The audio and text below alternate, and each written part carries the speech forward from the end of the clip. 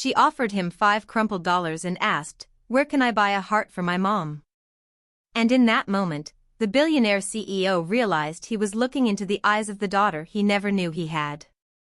Nicholas Rain stood at the front desk of St. Mary's Medical Center, distractedly tapping his fingers against the polished counter. His suit, a tailored light blue ensemble from a Milan designer, clung neatly to his tall frame, but there was exhaustion in his eyes. He had been running on caffeine and business meetings for days. And now he was simply here to collect donation records for his company's medical charity. Just another task in a calendar crammed with endless obligations. The hospital smelled of antiseptic and quiet desperation, something that always made him uneasy. He reached into his inner pocket for his phone, half listening as the receptionist typed on her keyboard. Behind him, children's laughter echoed faintly from the pediatric wing, followed by the beeping of machines from the ICU. It was then that he felt a tug, small, almost hesitant, on the sleeve of his jacket. He turned. A little girl stood there, no more than 6 years old, with bright brown eyes and pale blonde hair braided into 2 slightly uneven pigtails. She wore a faded yellow dress, too thin for the air-conditioned hospital, and clutched a crumpled $5 bill tightly in her small hand. Her gaze was direct, innocent, yet too serious for someone so young. "Mister," she asked, her voice barely above a whisper, "do you know where I can buy a heart for my mommy?" For a second, Nicholas didn't move. He blinked. The question hit him like a punch in the chest, shattering whatever businesslike armor he had walked in with. He looked down at her again, seeing her properly now, not just a child, but someone desperate, someone who had clearly asked this question before and had not yet found an answer. His voice cracked before he could fully speak, the lump rising in his throat too quickly. He crouched down to her level and rested his hand gently over hers. "I can help," he said. "Can you take me to her?" The girl gave a tiny nod and turned, leading him down the hallway without another word. Nicholas followed, his polished shoes making too much noise against the sterile floor. He didn't know why he was following. He didn't know why he felt so instantly responsible for this child. Maybe it was the way she looked at him, not with pity, but with belief, with hope. They passed through long corridors, past curtained rooms, and nurses wheeling 4 poles. She finally stopped in front of a quiet room with dim lighting. A woman lay in the bed, motionless, except for the soft rise and fall of her chest. Her skin was pale, lips slightly blue. A heart monitor pulsed steadily beside her, each beep echoing off the walls like a ticking clock. Nicholas stepped inside. The moment he saw her face, his breath caught. It was Emily. His knees went weak, but he held himself upright, gripping the doorframe. She looked different, older, thinner, fragile, but unmistakably her. The woman he had loved 6 years ago, the woman he had let go. He hadn't heard from her since the breakup, hadn't known where she went, what had become of her. Now she lay in a hospital bed fighting for her life. And standing beside her was a little girl who looked so heartbreakingly familiar. The child turned to him again, her voice now softer than before. "Mommy says not to worry, but I think she's scared." Nicholas felt something inside him collapse. He looked at Emily, then back at the girl. Her face, her eyes, the shape of her mouth. Everything in him screamed the truth he hadn't dared consider until now. This was his daughter. Nicholas didn't sleep that night. After leaving the hospital, he had driven aimlessly through the quiet streets of Los Angeles, barely aware of the turns he was taking. The city lights blurred through the windshield, glowing like distant stars behind the thin sheen of tears he refused to let fall. His thoughts raced in loops about the girl, about Emily, about the 6 years he had spent building his empire while never knowing that somewhere his child was growing up without him. His hands gripped the steering wheel until his knuckles went white. He couldn't erase the image of Emily's lifeless body from his mind, the thin line of her lips, the oxygen mask, the quiet beeping of the machines trying to keep her alive. She had always been full of life, of ideas, of unrelenting fire. Now she looked like a ghost. At some point in the early hours, he parked in the lot of a 24-hour diner, but couldn't bring himself to go inside. He sat in the car with the engine running, replaying memories like broken reels. Emily in the sunlight of their tiny New York apartment, paint on her hands and music pouring through cheap speakers. Emily standing in the rain, laughing with her arms wide open. Emily looking at him one last time before walking away, her voice shaking as she said she couldn't be a background figure in his ambition-driven life. He had thrown himself into his company after that, burying the pain beneath product launches, board meetings, private jets, and red carpet fundraisers. He'd convinced himself that love was a distraction, that she would be better off without him.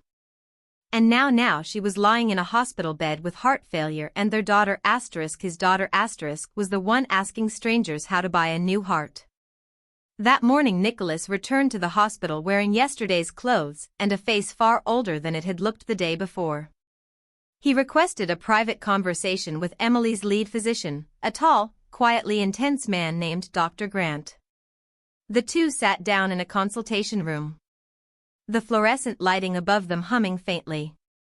Dr. Grant wasted no time with pleasantries. Emily Murray is in the late stages of heart failure.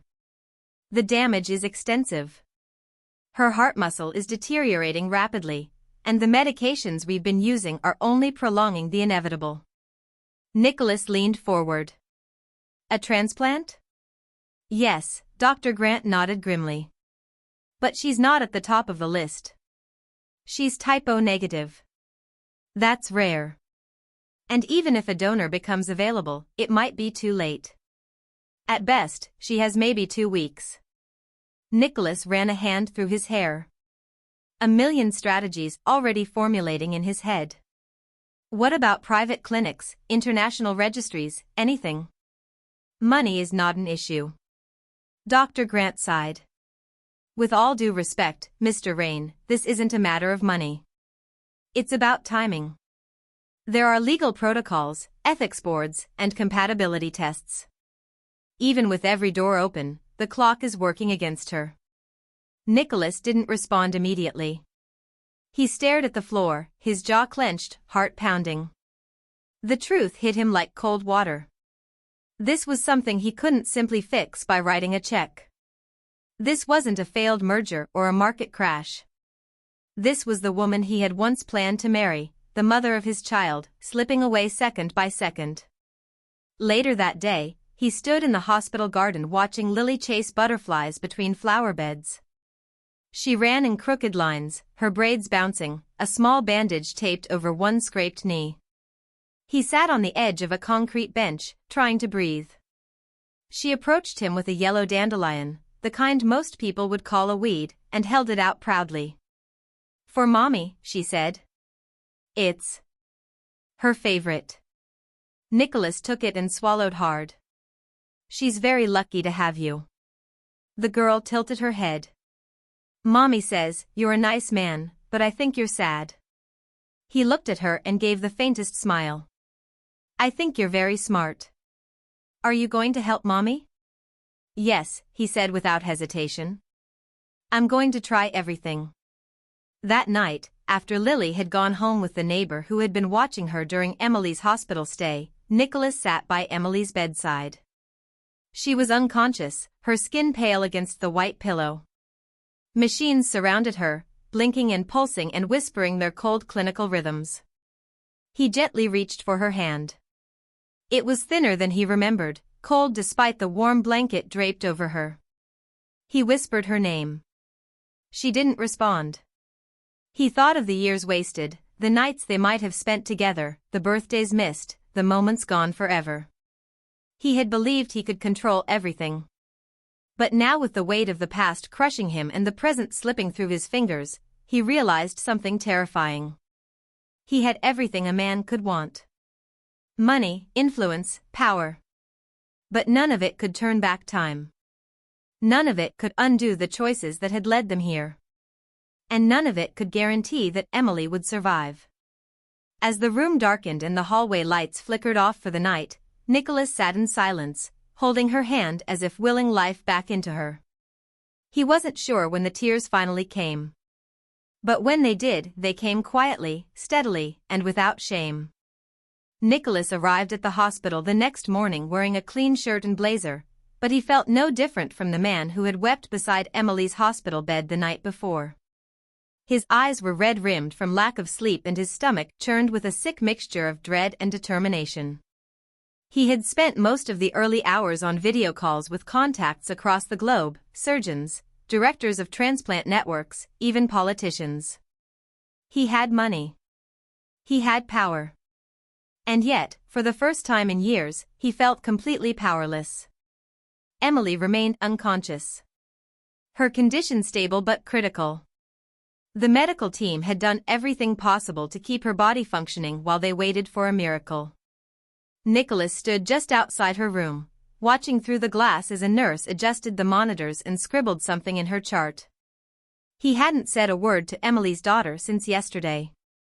Not about the past, not about the truth. But the longer he remained silent, the heavier that truth became, like a stone in his chest. He found Lily in the small playroom next to the pediatric unit. She was sitting cross-legged on the floor drawing with broken crayons on a paper napkin.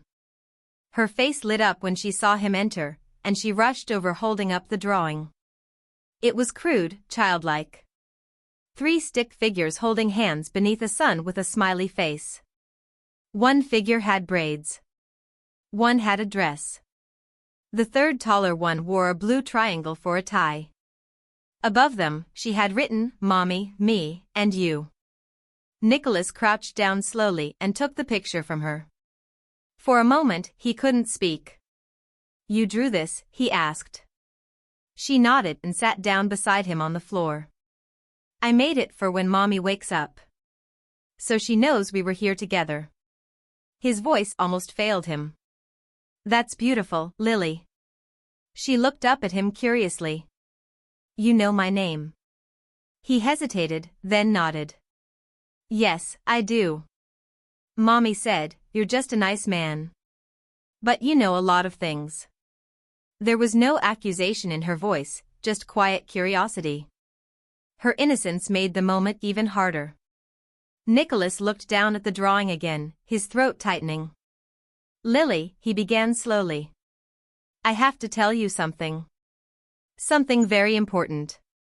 She tilted her head, waiting. "You asked me yesterday if I knew where to buy a heart for your mom. I told you I could help, and I will. I'm doing everything I can." "I know," she said softly. "You're trying really hard." He smiled faintly but pressed on. "There's something else. Something your mom never told you. Not because she didn't love you, but because maybe she didn't know how." She waited patiently, her small fingers playing with the hem of her sleeve. "I'm your father, Lily." For a moment, there was only silence. Then she blinked slowly as if absorbing the words one by one. "My real daddy." He nodded. Yes, she didn't speak. She just stared at him as if trying to see something in his face, something that had always been missing. Her hands dropped into her lap. "Why weren't you here before?" Nicholas took a deep breath, feeling the weight of every mistake he'd ever made. "Because I didn't know about you. Your mom and we were together a long time ago, but things got complicated. We lost touch. I didn't know she was going to have you. If I had known, I would have been here from the very beginning." Lily looked down at her shoes. She was quiet for what felt like hours. When she finally looked back up, her eyes were shiny with unshed tears, but her voice didn't shake. "Are you going to leave again?" Nicholas reached out slowly and placed a hand over hers. "No, never. I'm here now and I'm not going anywhere. I promise." Her lower lip trembled. Then, without a word, she leaned forward and wrapped her arms around his neck. Nicholas held her tightly, his arms encircling her small body as though she might disappear if he let go. He buried his face in her shoulder and let out a shaky breath. They sat like that for several minutes. Father and daughter reunited, not by joy, but by necessity and truth. Later, Nicholas spoke with Dr. Grant again and made it official.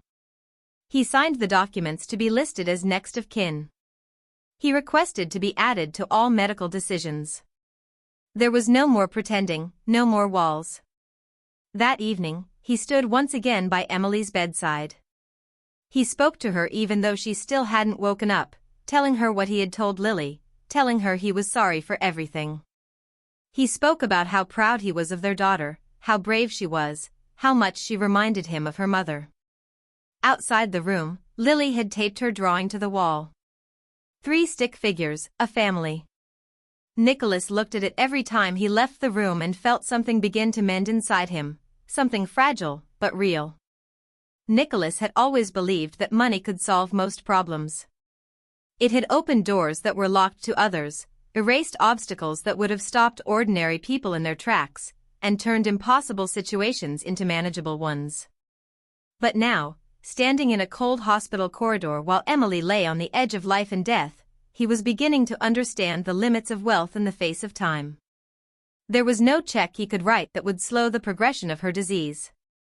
No bank account large enough to purchase hours that were quickly slipping away. The heart transplant list was long, cold, and bureaucratic. Emily's blood type, O negative, was rare, which made the wait even more difficult. Statistically, it could take months. She had weeks, maybe less. The doctors had exhausted all available treatments. Her body was rejecting even the most aggressive medication regimens. At this point, her only chance was a donor hard and fast. Nicholas activated every resource at his disposal. He placed urgent calls to hospital boards, transplant organizations, and international clinics. Private jets stood ready to fly across borders the moment a heart became available anywhere in the world.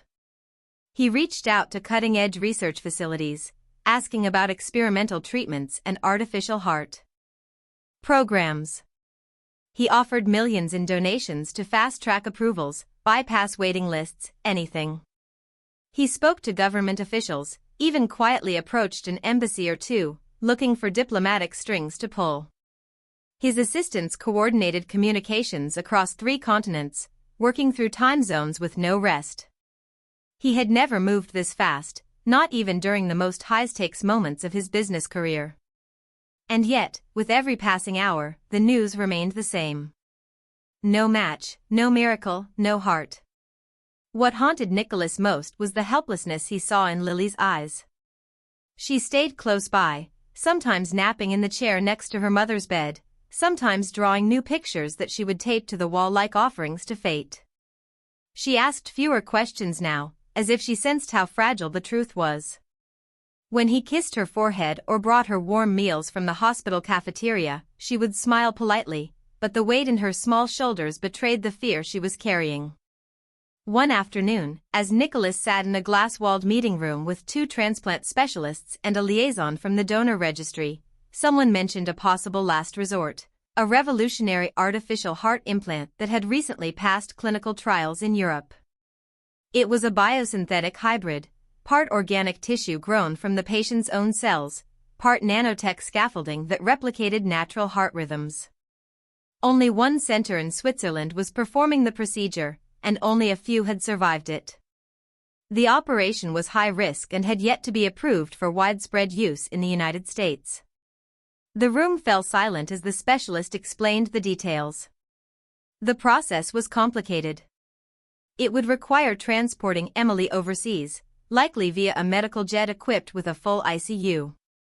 They would need to secure international medical permits and sign liability waivers. There was a narrow window in which the surgery could be successful. If she grew any weaker, her body wouldn't survive the flight or the procedure. Nicholas listened, absorbing every word with grim clarity. For the first time, he didn't feel like a CEO. He felt like a man holding on to his last thread of hope. He asked the right questions, pressed for timelines, demanded contact information. He told them he would cover every expense, fund the clinic, pay for the next 10 patients after Emily if necessary. Just get her in, get her ready, get her there. After the meeting, he walked slowly through the pediatric garden where Lily sat under a tree playing with a worn-out doll. She looked up and gave him a hopeful smile, the kind that pierced straight through him. He sat down beside her and tried to speak gently. "We might be able to help your mom," he said. "But it means taking her far away to a place with very special doctors."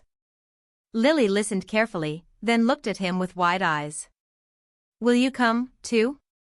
Nicholas nodded without hesitation. "Of course, we'll both go together." She seemed to consider that for a moment, then reached into her backpack and pulled out a folded piece of paper. It was another drawing, this time of an airplane with 3 small figures inside, all smiling. He smiled, though his chest ached. Back upstairs, he watched the team prepare Emily for the possibility of transport. They adjusted her medication levels, began compiling her medical records, and contacted international specialists for consultations. Nicholas signed document after document.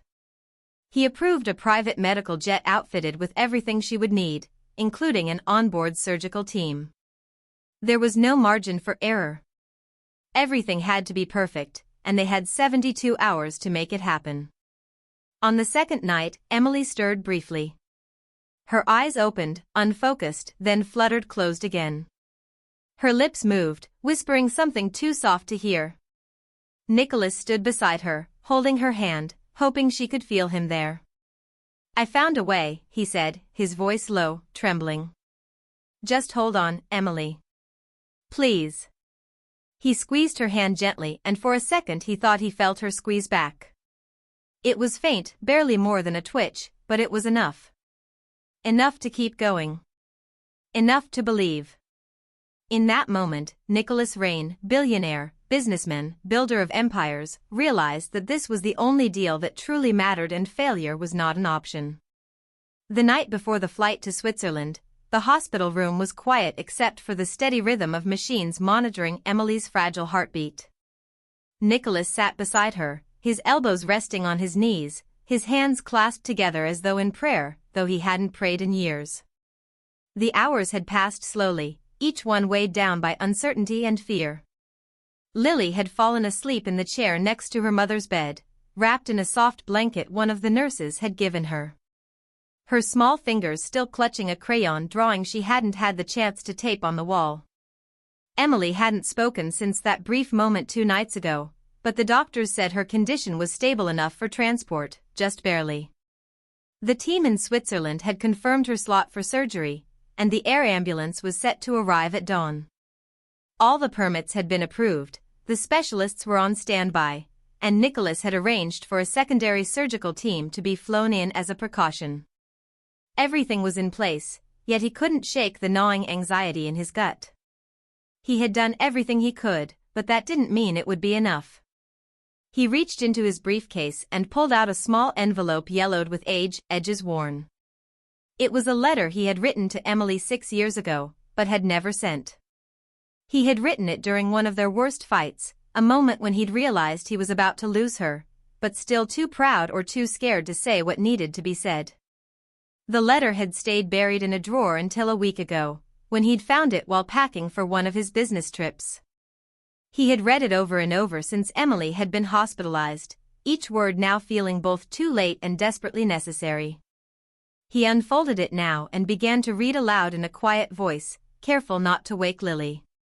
He told Emily the things he never said when it mattered, how proud he had been of her fearlessness, how much he admired the way she saw beauty in everything, how deeply he regretted putting ambition before love. He read every line, his voice breaking in places. And when he finished, he took her hand gently in his and whispered, "I should have said all of this a long time ago. I should have fought harder for us." The monitors beeped steadily in the background, a fragile reassurance. He didn't know if she could hear him. He didn't know if any part of her was still there, behind closed eyes and shallow breaths, but he stayed. All night he stayed. Just after 3 o'clock in the morning, something changed. At first, it was subtle. A shift in the rhythm of the machines, a sudden urgency in the beeping. The nurse on the night shift noticed it first and rushed into the room, checking the monitors, calling for backup. Nicholas stood instantly, his heart lurching as he saw the numbers drop on the screen. One of the alarms began to wail. Emily's heart rate was erratic, her blood pressure plummeting. A code blue was called overhead. The room exploded into motion. Doctors and nurses poured in, working in swift, practiced rhythm. Nicholas was pushed aside as they began chest compressions. One nurse grabbed a crash cart. Another cut open Emily's hospital gown, placing defibrillator pads across her chest. The lead doctor shouted orders, and the whine of the charging defibrillator filled the air. Nicholas stood frozen in the corner, unable to move, unable to breathe. They shocked her once. Her body arched. No response. They shocked her again. Nothing. Her heart had stopped. Lily stirred in the chair, frightened by the noise, and Nicholas rushed to her, pulling her close as she cried into his chest. He buried her face against him so she wouldn't see what was happening. Even as he kept his own eyes locked on the bed, he could barely comprehend the chaos unfolding. It felt like the world was cracking open in front of him. 8 minutes passed before they got a pulse. It was weak, inconsistent, but it was there. The team stabilized her as best they could, hooking her up to additional machines, infusing her with medication, adjusting the respirator. Her skin was pale, her lips nearly colorless, but the faint rise and fall of her chest returned. The room gradually emptied, the lead doctor staying behind to brief Nicholas, who was still holding a trembling Lily in his arms. She flatlined, the doctor said quietly. We were close to losing her. Very close, but she's back for now. We've done everything we can. If we're going to move her, it has to be within the next few hours. No delays. Do you understand? Nicholas nodded, numb. I understand. He sat with Lily beside the bed until the sun began to rise, holding her tightly while watching Emily sleep, her body now connected to more tubes and wires than ever. The medical flight team was already on site, preparing her for transport. Every second counted. The window was narrow, but it was still open.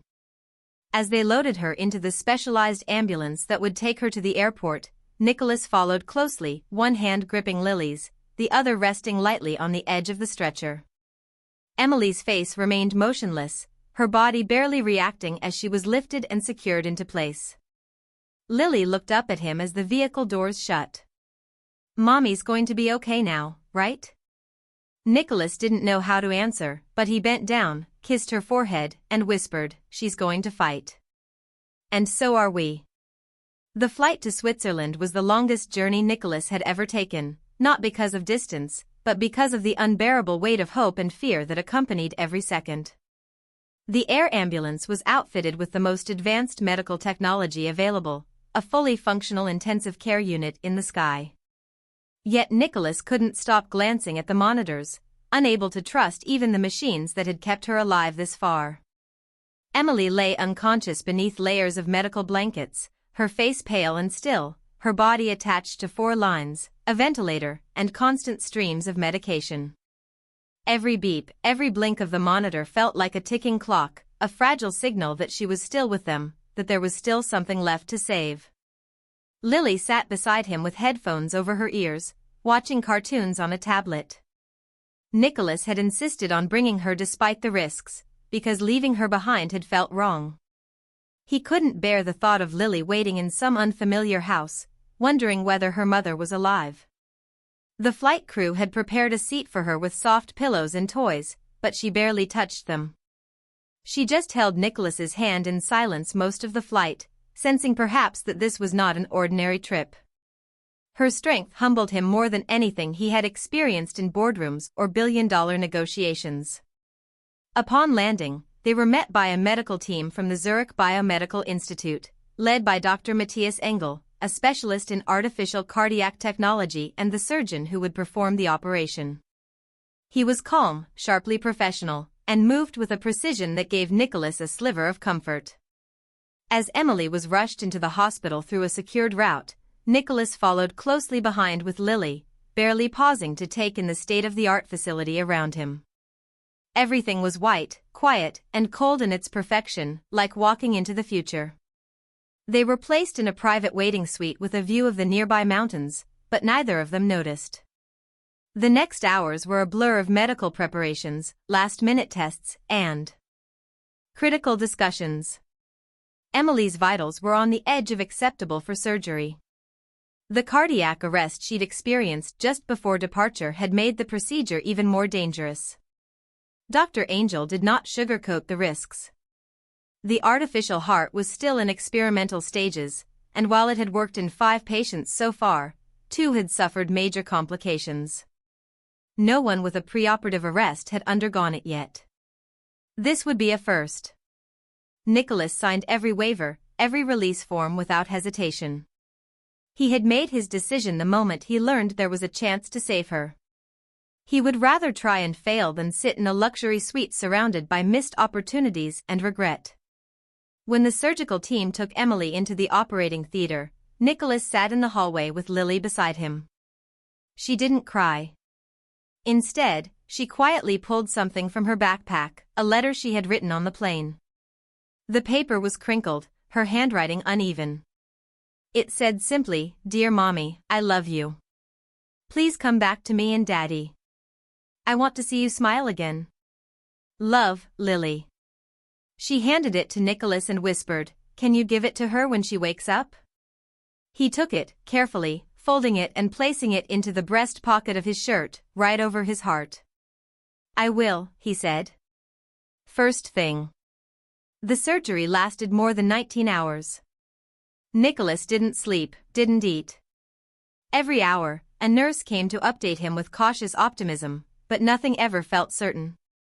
Lily slept curled against him on the sofa, and he sat completely still, afraid that any motion might disrupt the balance of whatever fate was unfolding behind those doors. At some point during the early morning hours, Dr. Engel finally appeared. His surgical gown was removed, replaced by a dark blazer. He looked tired, but he was smiling, not with relief, but with quiet satisfaction. Nicholas stood before he could say anything. "She made it through the surgery," the doctor said. "The artificial heart is functioning as expected. We'll monitor her closely over the next few days, but she's alive." Nicholas didn't speak. For a few seconds, he couldn't. His legs nearly gave out beneath him as the storm inside him, one he had held back for days, finally began to calm. He sat down, put his hands over his face, and breathed for what felt like the first time since this ordeal began. Later, when they were allowed into the recovery room, Emily lay connected to even more machines. But her new heart beat with a steady rhythm, a soft, strong signal of what might finally be possible. Nicholas brought Lily to her bedside and the little girl placed her drawing beside the bed without saying a word. Then she looked up at Nicholas. "She's not smiling yet," she said. "She will," Nicholas replied, gently brushing a strand of hair away from Emily's forehead. "She just needs time." Lily nodded, her small hand resting on the edge of the blanket. Nicholas sat beside her, watching the steady rise and fall of Emily's chest. Feeling that for the first time in years, the world had stopped pulling him away from what truly mattered. The mountain sunrise filtered through the window behind them, painting the walls in gold and pale pink. It felt like the beginning of something they had once lost and were just now finding again. The first 72 hours after the operation were the most critical, and they passed like an endless fog of worry, whispered updates, and silent prayers. Emily remained unconscious for the first day, her body adjusting to the foreign rhythm of the artificial heart beating steadily within her chest. Doctors came and went, quietly checking machines, reviewing charts, speaking to each other in hushed tones that only increased Nicholas's anxiety. He refused to leave the hospital, choosing instead to stay in the small room adjacent to the ICU where Lily and he had been given CS. The walls were white and cold, the air too clean, and time moved without mercy. On the second day, Emily stirred. It was subtle at first, a twitch in her fingers, a shift in her breathing, but Nicholas noticed it immediately. He stood so abruptly from the chair that he nearly knocked it over. When her eyelids fluttered and finally lifted, revealing the familiar shade of deep hazel beneath them. He felt something break wide open in his chest. She blinked slowly, confused, her lips moving as she tried to form words. He leaned in gently, taking her hand. "You're safe," he said, barely able to keep his voice steady.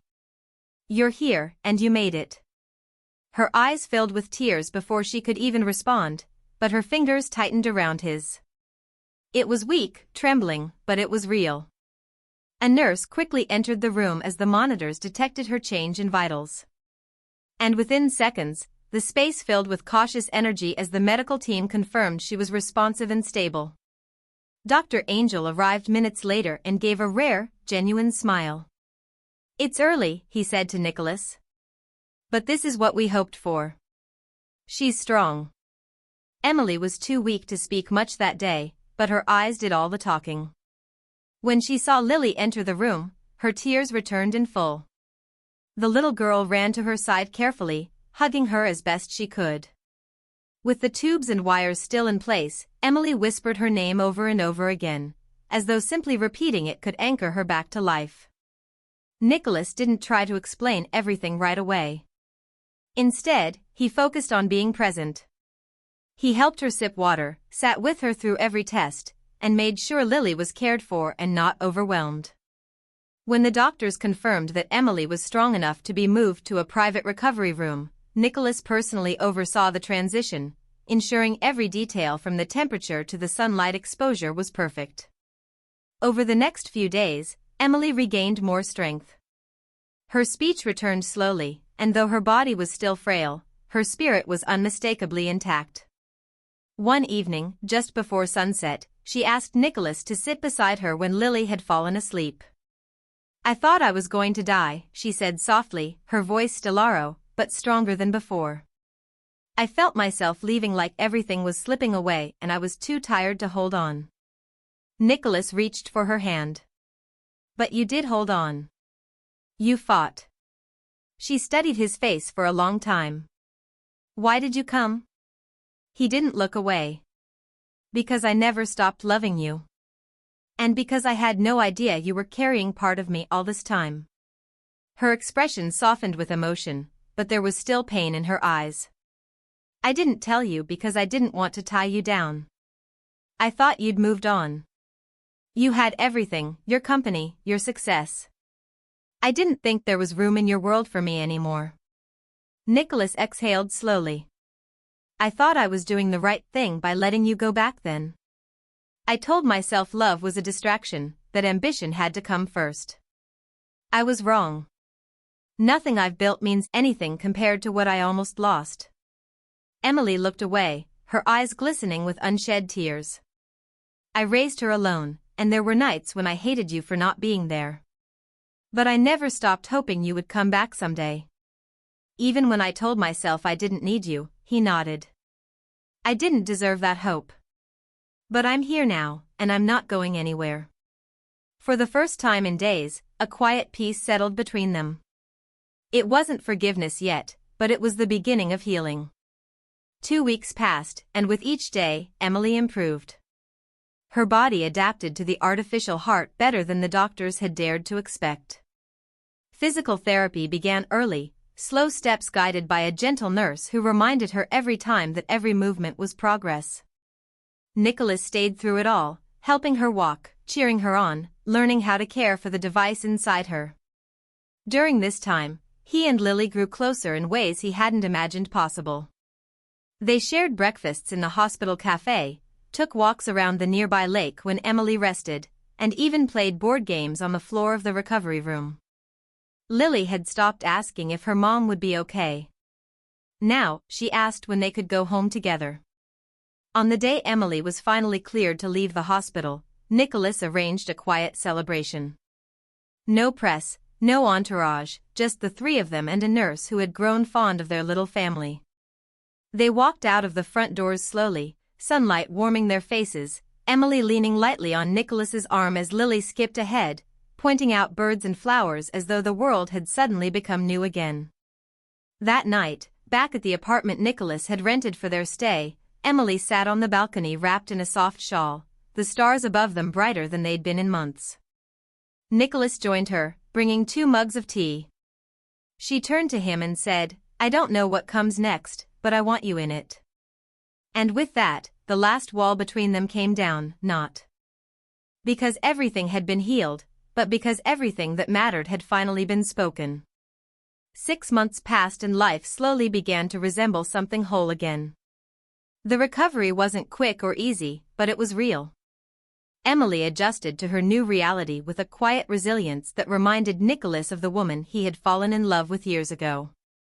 There were difficult days, moments of pain and exhaustion, times when fear returned like a shadow behind her eyes, but each time she faced it with grace. Physical therapy became a part of her daily life, and with time her strength returned. The artificial heart, this quiet, tireless machine, beat inside her, not just as a symbol of survival, but of second chances. They returned to Los Angeles in early spring. Nicholas had found them a quiet house in the hills, not far from the city, surrounded by trees and sunlight. It wasn't grand or showy like the penthouses he used to occupy, but it was warm, open, and real. He had left much of his company in the hands of a trusted executive team, stepping back from the endless demands of corporate life to focus on the family he had once unknowingly abandoned. For the first time in his adult life, his phone no longer dictated his every move. He had something far more important to protect. Now, Lily thrived. School became her new adventure, and she adjusted to the idea of having both a mom and a dad with a kind of natural acceptance only children possess.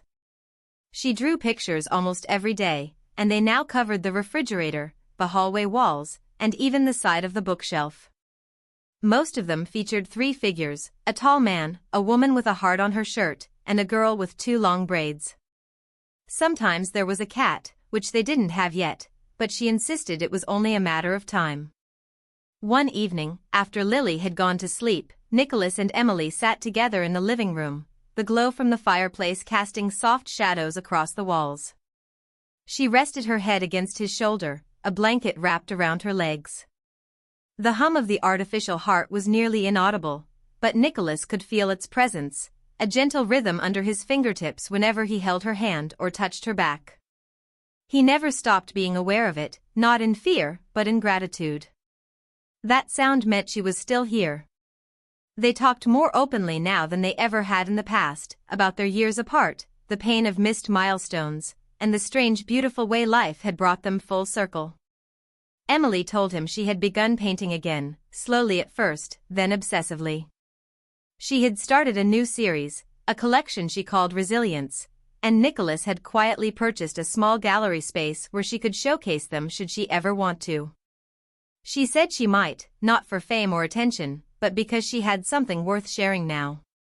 By early summer, Nicholas began to plan something he had only ever imagined before: a wedding. Not a lavish affair with flashbulbs and designer menus, but something intimate and rooted in love. He proposed on a quiet morning with no audience except the birds outside the kitchen window. He didn't kneel. He simply held her hands and said, "I don't want to miss any more of this. Not one more minute. Will you marry me?" She nodded, crying and laughing at the same time, and pulled him into the kind of kiss that didn't need words. They were married 2 months later in the backyard of their home. The garden was in bloom, the sky clear and soft with golden light. Only a few close friends were invited along with the medical team from Switzerland who flew in just for the occasion. Dr. Angel gave a short unexpected toast during dinner. "We deal in science," he said, raising his glass. "But every once in a while, what saves someone isn't medicine. It's love." Emily smiled at that, and Nicholas reached for her hand under the table. Lily stood between them during the ceremony, holding a small basket of rose petals. When the officiant asked, "Who gives away the bride?" Lily raised her hand high and said loud enough for every guest to hear, "I do. Because Daddy didn't buy Mommy a heart, he gave her his." A hush fell over the yard, followed by the soft sound of laughter and tears. Nicholas bent down and hugged her tightly, burying his face in her shoulder, not caring who saw. Emily was crying, too. That moment, so innocent, so pure, was more sacred than any vow they exchanged. Later, as the sun set and guests danced beneath the strings of lights Nicholas had hung the day before, Emily pulled him aside and whispered, "We're not just starting over, you know. We're writing something entirely new." He nodded, "And it's the best thing I've ever helped build." They stood there for a long while, just watching Lily dance barefoot in the grass. Her laughter ringing through the warm air. The past still existed. It always would. But it no longer held them hostage. It was now simply the road that led them here to a life neither of them had planned but both of them had chosen. And through it all, in the quiet space between one heartbeat and the next, Nicholas understood what it meant to truly be alive. Not because of wealth or victory or recognition, but because the two people who mattered most were beside him, breathing the same air, sharing the same future. Sometimes the greatest miracles aren't the ones we pray for. They're the ones we never believed we deserved, but receive anyway.